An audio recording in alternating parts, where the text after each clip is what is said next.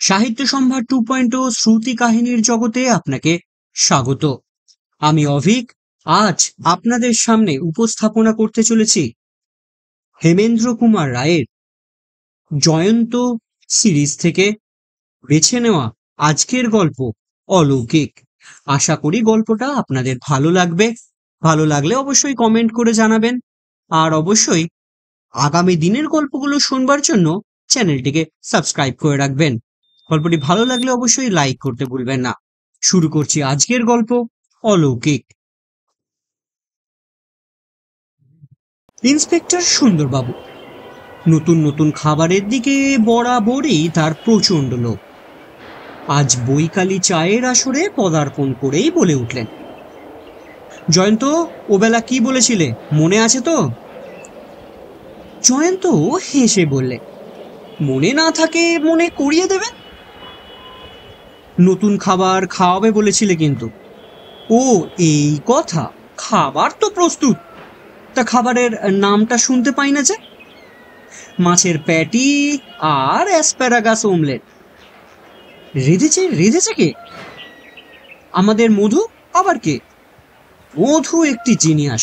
আনতে বলো তাড়াতাড়ি আনতে বলো। চা পর্ব শেষ হলো যথাসময়। অনেকগুলো প্যাটি আর অমলেট উড়িয়ে সুন্দরবাবু আনন্দ আর ধরে না। পরিতৃপ্ত ভুঁড়ির ওপরে সস্নেহে হাত বুলোতে বুলোতে তিনি বললেন, মনের মতন পানাহারের মতন সুখ দুনিয়ায় আর কিছু নেই। কি বলো মানিক? মানিক বললে, কিন্তু এত সুখের ভেতরেও কি একটি ট্র্যাজেডি নেই? কিরকম কিরকম? খেলেই খাবার ফুরিয়ে যায়। তা যা বলেছ, আবার অনেক সময় খাবার ফুরোবার আগে পেট ভরে যায়। হ্যাঁ বায়া, ওটা আবার খাবার ফুরোনোর চেয়েও বেশি দুঃখজনক ব্যাপার। খাবার আছে, পেট কিন্তু গ্রহণ করতে নারাজ। অসহনীয় দুঃখ কিন্তু। ঠিক এমন সময় একটি লোক ঘরের ভেতরে প্রবেশ করলো। তাকে দেখেই জয়ন্ত বলে উঠল, আরে হরেন যে! বসো ভাই, বসো। সুন্দরবাবু, হরেন হচ্ছে আমার আর মানিকের বাল্যবন্ধু। আপনার সঙ্গে পরিচয় করিয়ে দিই। মানিক বললে, হরেন, ইনি হচ্ছেন সুন্দরবাবু, বিখ্যাত পুলিশ ইন্সপেক্টর আর প্রখ্যাত ঔদারিক। ঔদারিক মানে কি মানিক? শুধলেন সুন্দরবাবু। ঔদারিক অর্থাৎ উদর পরায়ণ, অর্থাৎ পেটুক। বেশ বেশ ভাই, বেশ, যা খুশি বলো। তোমার কথায় রাগ করে আজকের এমন খাওয়ার আনন্দটা মাটি করব না। জয়ন্ত বললে, তারপর হরেন, তুমি কি এখন কলকাতাতেই আসো নাকি? এই না, কাল এসেছি, আজই দেশে ফিরবো, কিন্তু যাবার আগে তোমাদেরকে একটা খবর দিতে এসেছি। কিরকম খবর? এই যেরকম খবর তোমরা ভালোবাসো। কোনো অসাধারণ ঘটনা? তাই তাই, তাহলে আমরা শুনতে প্রস্তুত। সম্প্রতি অসাধারণ ঘটনার অভাবে আমার কিঞ্চিত ম্রিয়মাণ হয়ে আছি। ঝাড়ো, তোমার খবরের ঝুলিটা ঝাড়ো দেখি।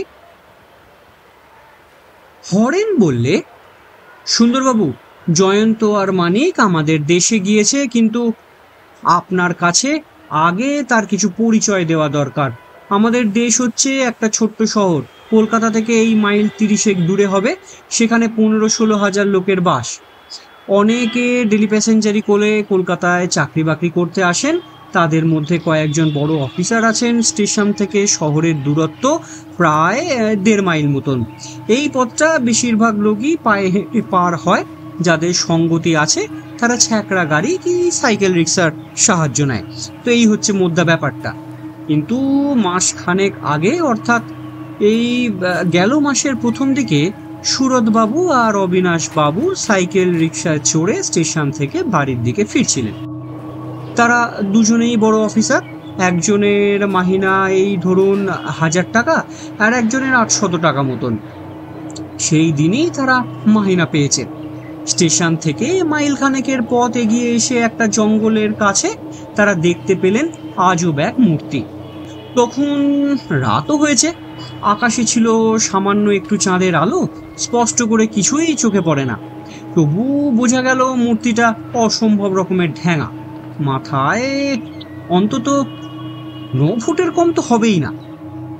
প্রথমে তাদের মনে হয়েছিল সেটা কোনো নারীর মূর্তি, কারণ তার দেহের নিচের দিকে ছিল ঘাগরার মতন কাপড়। কিন্তু তার কাছে গিয়েই বোঝা গেল সে নারী নয়, পুরুষ। ভীষণ কালো, মুষোখানা, সম্পূর্ণ অমানুষিক। তার হাতে ছিল লাঠির বদলে লম্বা একগাছা বাঁশ। পথের ঠিক মাঝখানে একেবারে নিশ্চল হয়ে সে দাঁড়িয়েছিল। রিকশাখানা কাছে গিয়ে তাকে পাশ কাটিয়ে যাবার চেষ্টা করতেই যে বিষম চিৎকার করে ধমক দিয়ে উঠল ওই উল্লুক গাড়ি থামা বলে। তারপরে সে রিভলভার বার করে ঘোড়া টিপে দিল। দুরুম করে একটা শব্দ করে রিকশার চালক সঙ্গে সঙ্গে পলায়ন করলো। সুরত বাবু আর অবিনাশ বাবু কি করবে, গাড়ি থেকে নেমে পড়বার উপক্রম করতেই মূর্তিটা তাদের দিকে রিভলভার তুলে কর্কশ স্বরে বলে উঠল, যদি প্রাণে বাঁচতে চাও, সঙ্গে যা আছে সব রিকশার ওপর রেখে এখান থেকে সরে পড়ো। তারা প্রাণে বাঁচতেই চাইলেন। ভয়ে কাঁপতে কাঁপতে সঙ্গে সমস্ত টাকা, হাতঘড়ি, আংটি, এমনকি ফাউন্টেন পেনটি পর্যন্ত সেইখানে ফেলে রেখে তারা তাড়াতাড়ি চম্পট দিলেন। পরে পুলিশ এসে অবশ্য ঘটনাস্থলে রিকশার পাশে কুড়িয়ে পায় কেবল সেই লম্বা বাঁশটাকে। প্রথম ঘটনার 7 দিন পরে ঘটে দ্বিতীয় ঘটনা। মৃণালবাবু আমাদের দেশের লোক। মেয়ের বিয়ের জন্য তিনি কলকাতার গয়না গড়াতে দিয়েছিলেন। ঘটনার দিন সন্ধ্যার সময় ট্রেন থেকে নেমে 5,000 টাকার গয়না নিয়ে পদব্রজেই আসছিলেন। তিনিও একটা জঙ্গলের পাশে সেই সুদীর্ঘ ভয়াবহ মূর্তিটাকে অস্পষ্টভাবে দেখে থমকে দাঁড়িয়ে পড়েন। সেই দিন কতকটা স্পষ্ট চাঁদের আলো ছিল বটে, কিন্তু জঙ্গলের ছায়া ঘেঁষে মূর্তিটা এমন ভাবে দাঁড়িয়েছিল যে ভালো করে কিছুই দেখবার জো ছিল না। সেই দিনও মূর্তিটা রিভলভার ছুঁড়ে ভয় দেখিয়ে মৃণালবাবুর গহনাগুলো কেড়ে নিয়ে তাকে তাড়িয়ে দেয়। সেবারেও পরে ঘটনাস্থলে গিয়ে পাওয়া যায় কেবল একগাছা লম্বা বাঁশ। এইবারে তৃতীয় ঘটনা। শশীপদ আমার প্রতিবেশী। কলকাতার বড় বাজারে তার কাপড়ের দোকান। ফি শনিবার সে দেশে আসে। শনিবারেও আসছিল। তখন সন্ধ্যা উতরেও গিয়েছিল, কিন্তু চাঁদ ওঠেনি। স্টেশন থেকে শহরে আসতে আসতে পথের একটা মোড় ফিরেই শশীপদ সভয়ে দেখতে পায় সেই অসম্ভব ঢেঙা বিভৎস মূর্তিটাকে। অবশ্য ভালো করে সে কিছুই দেখতে পায়নি, কেবল এইটুকু বুঝেছিল যে মূর্তিটা মানুষের চেয়ে প্রায় 2 গুণ উঁচু। সেদিনও সে রিভলভার ছুঁড়ে শশীপদর কাছ থেকে 7-8 হাজার টাকা হস্তগত করে। শশীপদ দৌড়ে একটা জঙ্গলের ভেতর ঢুকে পড়ে। তারপর সেইখানে বসেই শুনতে পায় খটাখট খটাখট করে কিসের শব্দ। ক্রমেই দূরে গিয়ে সেই শব্দ মিলিয়ে যায়। শশীপদ ভয়ে সারা রাত বসেছিল জঙ্গলের ভেতরে। সকালে বাইরে এসে পথের ওপরে দেখতে পায় একগাছা বাঁশ। জয়ন্ত, এই তো ব্যাপার। তারপর 3টে অদ্ভুত ঘটনা ঘটায়। আমাদের শহর রীতিমতন এখন আতঙ্কগ্রস্ত হয়ে উঠেছে। সন্ধ্যার পর দলে খুব ভারী না হলে পথিকরা স্টেশন থেকে উপর দিয়ে শহরে আর আসতে চায় না। অনেকেই মূর্তিটাকে অলৌকিক বলেই ধরে নিয়েছে। এখন তোমার মত কি বলো? জয়ন্ত স্তব্ধ হয়ে বসে রইল কয়েক মিনিট। তারপর ধীরে ধীরে বললে, ঘটনাগুলোর মধ্যে কি কি লক্ষ্য করবার আছে তা দেখো।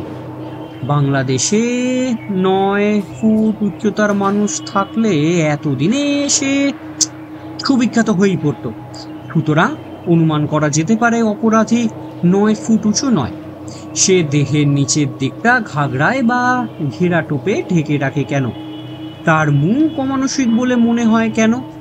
সে একটা লম্বা বাঁশ হাতে করে দাঁড়িয়ে থাকে, আবার বাঁশটাকে ঘটনাস্থলে ফেলে রেখে যায় কেন? সে প্রত্যেকবারেই চেষ্টা করে তার চেহারা কেউ যেন স্পষ্ট করে দেখতে না পায় কেন? শশীপদ শুনেছে খটাখট করে শব্দ, একটা শব্দ ক্রমেই দূরে চলে যাচ্ছে। সেটা কিসের শব্দ? সুন্দরবাবু বললেন, তুমি কিছু অনুমান করতে পারছো? কিছু কিছু পারছি বই কি। হরেন, এই তিনটে ঘটনা, যাদের টাকা খোয়া গিয়েছে তারা কি শহরের বিভিন্ন পল্লীর লোক? না, তারা সকলেই প্রায় এক পাড়াতেই বাস করেন। তবে তোমাদের পাড়ার বা পাড়ার কাছাকাছি কোথাও বাস করে ওই অপরাধী। কেমন করে জানলে? নইলে ঠিক কোন দিন সময়ে কোন ব্যক্তি প্রচুর টাকা নিয়ে দেশে ফিরছে, অপরাধী নিশ্চয়ই সে খবর রাখতে পারতো না। না জয়ন্ত, আমাদের পাড়ায় কেন, আমাদের শহরেও 9 ফুট উঁচু লোক নেই। আমিও কথা জানি। তোমার কথা আমি বুঝতে পারছি না। আপাতত বেশি কিছু বুঝে কাজ নেই। আমাকে কিঞ্চিত চিন্তা করবার সময় দাও। তুমি আজই দেশে ফিরে যাচ্ছ তো? আগে হ্যাঁ, পরশুদিন আমার কাছ থেকে একখানা জরুরি চিঠি পাবে। আমার নির্দেশ অক্ষরে অক্ষরে পালন করবে। আর তার ঠিক 1 সপ্তাহ পরে তুমি কলকাতায় এসে আমাকে নিয়ে যেও। হরেন চলে গেল। জয়ন্ত যেন নিজের মনেই গুনগুন করে বলল, খটাখট খটাখট, মূল্যবান সূত্র। নির্দিষ্ট দিনে দুপুর বেলায় হরেন এসে হাজির। জয়ন্ত শুধল, চিঠিতে যা যা বলেছিলাম ঠিক সেই মতোই কাজ করেছো তো? অবিকল, একদম। মানিক, সুন্দরবাবুকে ফোন করে জানাও আজ 5:30টার ট্রেনে যাত্রা করব।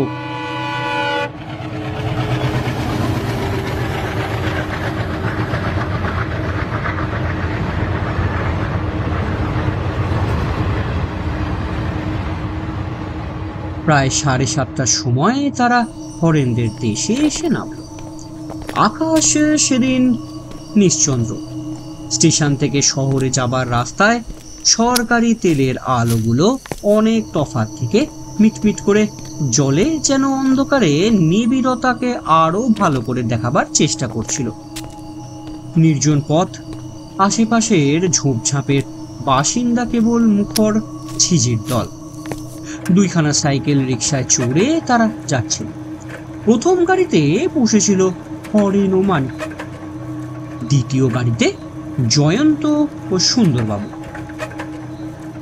সুন্দরবাবু বললেন, তুমি কি যে বুঝেছো তা তুমি জানো। আমি ছাই এই ব্যাপারটা আর লেজা মুড়ো কিছুই ধরতে পারছি না। জয়ন্ত বললে, ঘটনাগুলো আমিও শুনেছি, আপনিও শুনেছেন। তারপর প্রধান প্রধান সূত্রের দিকে আপনার দৃষ্টি আকর্ষণ করতে ছাড়িনি। মাথা খাটালে আপনি অনেকখানি আন্দাজ করতে পারতেন। মস্তক যথেষ্ট ধর্মাক্ত করবার চেষ্টা করেছি ভায়া, কিন্তু খানিকটা ধোঁয়া, তাও গাঁজার ধোঁয়া ছাড়া আর কিছুই দেখতে পাইনি। মুটেরাও মস্তকে যথেষ্ট ঘর্মাক্ত করে, কিন্তু তারা উপলব্ধি করে কতটুকু? সুন্দরবাবু, আমি আপনাকে মস্তক ঘর্মাক্ত করতে বলছি না, মস্তিষ্ক ব্যবহার করতে বলছি। একটা শক্ত রকম গালাগালি দিলে বটে, কিন্তু তোমার কি বিশ্বাস আজকেই তুমি এই মালটার কিনারা করতে পারবে?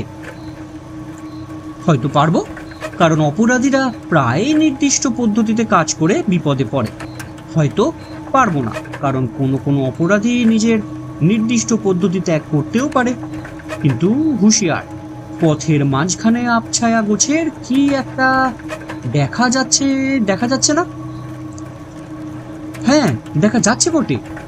মুক্ত আকাশের স্বাভাবিক আলো দেখিয়ে দিলে অন্ধকারের মধ্যে একটা অচঞ্চল, নিশ্চল ও সুদীর্ঘ ছায়ামূর্তি বাতাসে নড়ে চড়ে উঠছে, কেবল তার পরনের জামা কাপড়গুলো। এই, থামাও গাড়ি, থামাও গাড়ি। সঙ্গে সঙ্গে রিভলভারের শব্দটাও চলে এল। কিন্তু তার আগেই অতি সতর্ক জয়ন্ত ছুটন্ত গাড়ি থেকে বাঘের মতন লাফিয়ে পড়েছে এবং গর্জন করে উঠেছে তারও হাতে রিভলভার। গুলি গিয়ে বিদ্ধ করলো মূর্তির ডান হাতখানা, আর রিভলভারটা খসে পড়লো মাটির ওপর সশব্দে। কেবল রিভলভার নয়, আর একটাও কি মাটিতে পড়ার শব্দ হলো বোধ হয় বংশদণ্ড। অস্ফুট আর্তনাদ করে মূর্তিটা ফিরে দাঁড়িয়ে পালাবার উপক্রম করলে, কিন্তু পারলে না। 1 সেকেন্ডে টলটলয়মান হয়ে হুড়মুড় করে লম্বমান হলো একেবারে পথের ওপর। দপদপিয়ে জ্বলে উঠল 4-4টে টর্চের বিদ্যুৎ বুনি। জয়ন্ত ক্ষিপ্ত হস্তে ভূপতিত মূর্তিটাকে গা থেকে কাপড় চোপড়গুলো টান মেরে খুলে দিল। দেখা গেল তার 2 পদের সঙ্গে সংলগ্ন হয়ে আছে 2খানা সুদীর্ঘ যষ্টি, ইংরাজিতে যাকে বলে স্টিল এবং বাংলায় যাকে বলে রণপা। জয়ন্ত বললে, দেখছি এর মুখ রয়েছে একটা প্রকাণ্ড মুখোশ, ফ্রাঙ্কিস মুখোশ। এখন মুখোশের তলায় আছে কার শ্রীমুখ সেটাও দেখা যেতে পারে। আর এক টানে খসে পড়ল মুখোশটাও। হরেন সবিস্ময়ে বলে উঠল, আরে এই যে দেখছি আমাদের পাড়ার বাপে খেদানো মায়ে তাড়ানো রামধন মুখুজ্জে। বয়স বাড়ার সঙ্গে সঙ্গে ও কুপথে যায়, কুসঙ্গীদের দলে মেশে নেশাখোর হয়, জুয়ো খেলে, পাড়ার লোকদের উপর অত্যাচার করে। এর জন্যই তো সবাই শস্ত্র ব্যতিব্যস্ত। কিন্তু এর পেটে পেটে যে এমন শয়তানি, এটা তো আমাদের স্বপ্নেও অগোচর ছিল। জয়ন্ত বললে, সুন্দরবাবু, প্রধান প্রধান সূত্রের কথা আগেই বলেছি। এখন সব কথা আবার নতুন করে বলবার আশা করি দরকার নেই। কেবল 2-3টে ইঙ্গিত দিলেই যথেষ্ট হবে।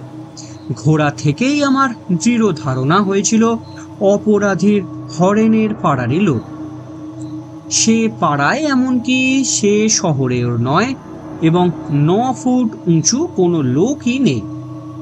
সুতরাং ধরে নিলুম সে উঁচু হয়েছিল কোনো কৃত্রিম উপায় অবলম্বন করে।